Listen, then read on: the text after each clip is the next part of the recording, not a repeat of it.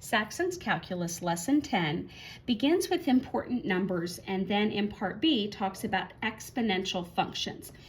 So the important things to remind you of in Part A is that if you take a C and you multiply it by something, your C is technically over a 1, and so it's multiplying with the numerator, giving you CM over M.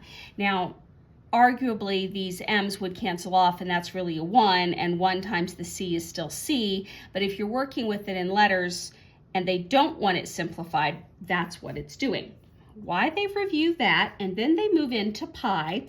Pi we have memorized at 3.14, but it continues, and calculators can carry it on and on and on, but they list the first 20. So 3.1415926535897932384384. You get the idea that it doesn't repeat and it doesn't show any signs of stopping. Where does pi come from? It is when we take a circle and we talk about its circumference and we divide by its diameter. So the circumference divided by the diameter always gives us pi. And then they also talk about E, another irrational number because it doesn't end or repeat. And we memorized it at 2.7 or 2.71, but they're showing you here that the first few is 2.7182818, yada yada. All right, then, now that they've reviewed this lovely information, which you already remembered, Part B is exponential functions. And so over here, before they do the graphing of exponential functions, and this has nothing to do with its graph, again, they want to review. So the base of this is -2, and its exponent is 3/2. And you remember that the exponent part is actually the exponent, so it's like saying -2 cubed, and the denominator part is the root part. And it doesn't matter in which order that I do it. However, doing a square root of something or a cubed root or a fourth root or whatever typically gives me decimal answers.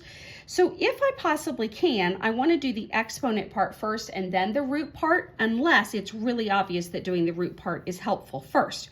So in this case, -2 cubed goes to -8, and then you're doing the square root of, because the 2 is implied with square root. So what number, well, the first thing I need to deal with is getting this negative out, which turns it into I, and then the square root of 8 is going to simplify 2 and 4, 2 and 2. So a set of 2's is coming out to join the I, and a root 2 is left stuck inside. So y is 2i root 2. All right, so now that you have had that lovely reminder about how the fractions work, numerator, denominator's the root, in example 1, they say, sketch the graph of y equals 1.3 to the x. Now, I would remember that anything in its exponent form graphs a curve. That gives me a visual. But I would also just still do my XY chart, pick some numbers for my x values, plug them in, and see what they give me. So anything to the zeros, 1, 1.3 to the first, 1.3.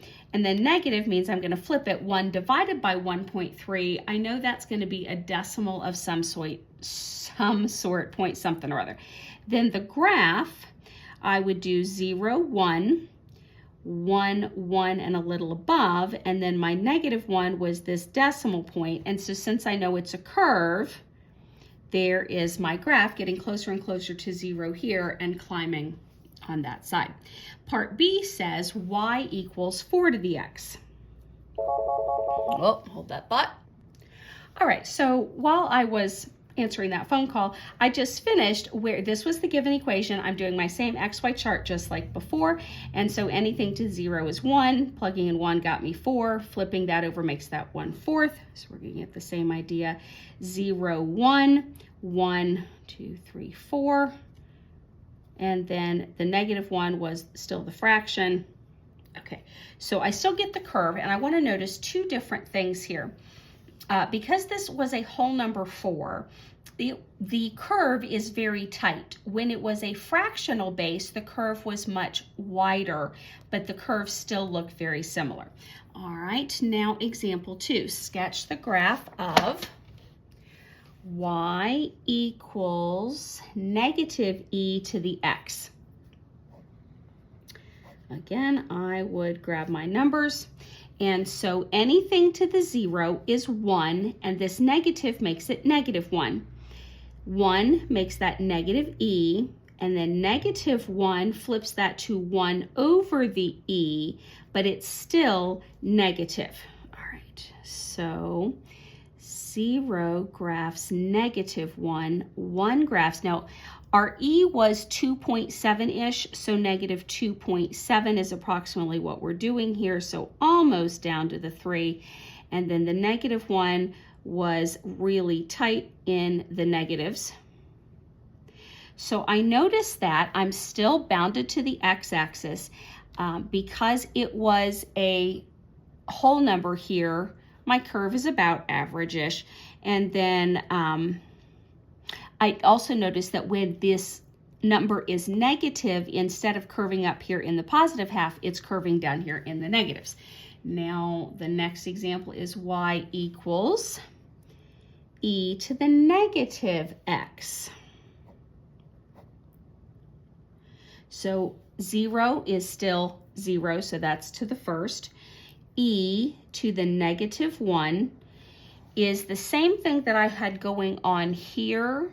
So I need to fix this by flipping it. So this is 1 over e, basically.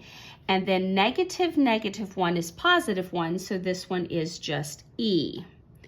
All right, so 0, 1, 1 graphed, 1 divided by, that was decimally, and then -1 was approximately the 2.7, so almost up to the 3.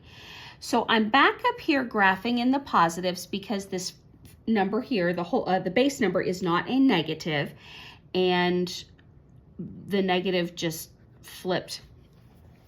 All right, then let's see, that was 2. Example 3, sketch the graph of y equals -e to the negative x. 0, 1, and -1. So 0, -0 is irrelevant, so that's e to the 0 is 1, so that's -1. 1, all right, so that's -e to the -1. So the negative is going to stay, and this becomes 1 over e, so it's going to be a decimally 1. So negative is +1, so e to the first, so it's -e, basically. 0, -1. 1 was the negative tight little fraction, and -1 went to -2.7-ish. Oh, here's my curve again. All right, so obviously it's a complete down in the negatives and flip from the original one.